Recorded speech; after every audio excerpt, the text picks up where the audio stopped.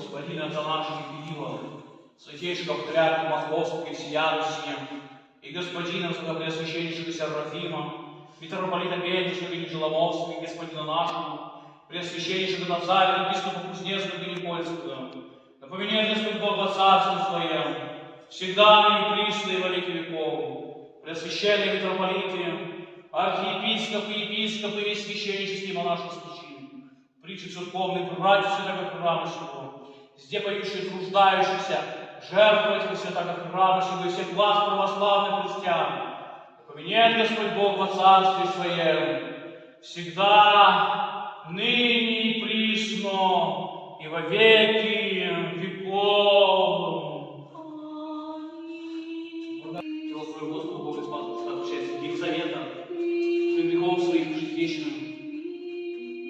Аминь. Тело крови Господу Богу Спасу, Христа прощает. С миром изыдем, Господу помолимся. Всякое и главное, всякое совершенно слыши, есть корректное посредственно, славу глорейного за них ссылаем, Отцу и Сыну и Святому Духу, ныне и присно, и во веки веков.